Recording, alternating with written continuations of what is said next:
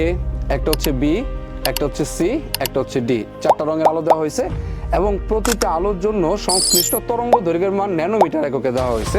Fine.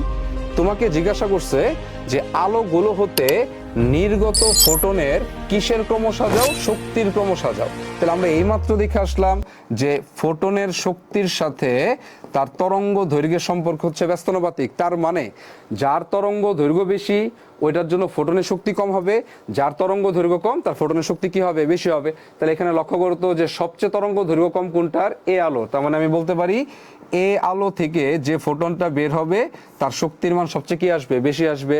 তারপরে serial হচ্ছে C, তার মানে দ্বিতীয়তে আসবে হচ্ছে সি, তারপরে হচ্ছে বি,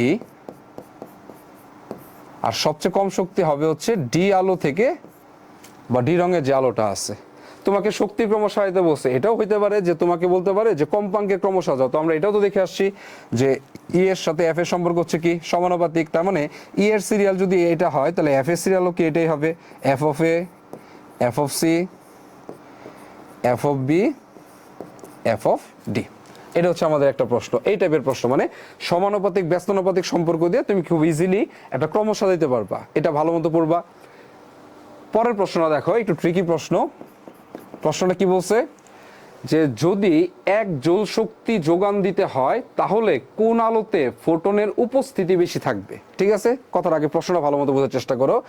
যে ধরো তুমি এ আলোটাকে ব্যবহার করতেছো, কিন্তু এ আলো থেকে যে ফোটনগুলো বের হবে ওই সবগুলা ফোটনের মোট শক্তি হবে হচ্ছে 1 জুল।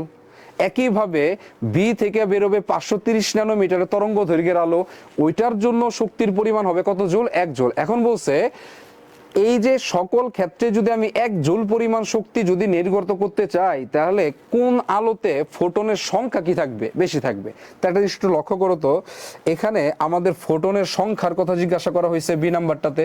আচ্ছা, ফোটনের সংখ্যার জন্য কিন্তু আমরা একটা সমীকরণ লিখছি। দেখো তো, সমীকরণ এরকম ছিল, ই সমান সমান N H C divided by হচ্ছে ল্যামডা। এখানে এন হচ্ছে কতগুলা ফোটন, ফোটনের সংখ্যাটা।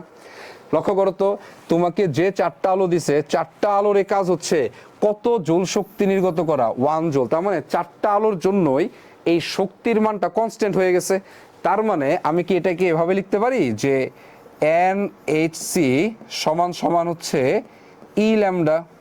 দেখো তো, এন সমান সমান ই ল্যামডা ডিভাইডেড বাই হচ্ছে এইচ সি। বাবা, HO constant, CO constant.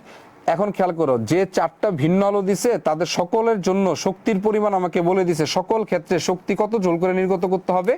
1 joule. তাহলে 4টা আলোর জন্যই শক্তির মানটাও কি হয়ে গেছে? কনস্ট্যান্ট। তাহলে এখান থেকে আমি এটা লিখতে পারি যে এন সমানুপাতিক হচ্ছে ল্যামডা, এটা বলা যাবে। তার মানে এটা মিনিংটা হচ্ছে যে আলোর তরঙ্গ দৈর্ঘ্য কি হবে? বেশি হবে, ওই আলো থেকে নির্গত ফোটনের সংখ্যা কি হবে? বেশি হবে। খুবই গুরুত্বপূর্ণ একটা অনুসিদ্ধান্ত বলে রাখতে পারো, যে আলোর তরঙ্গ দৈর্ঘ্যের মান কি হবে? বেশি হবে, ওই আলো থেকে নির্গত ফোটনের শক্তি কি হবে? ফোটনের শক্তি বলতে ফোটনের সংখ্যা কি হবে? বেশি হবে। তাহলে খেয়াল করো, এখানে আমি যে 4টা আলো দিছি, এই 4টা আলোর মধ্যে সবচেয়ে বড় তরঙ্গ দৈর্ঘ্য হচ্ছে ডি। তার মানে তুমি বলতে পারো যে ডি থেকে নির্গত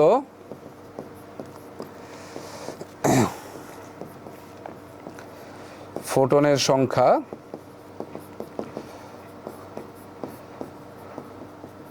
সবচেয়ে বেশি হবে। ওকে।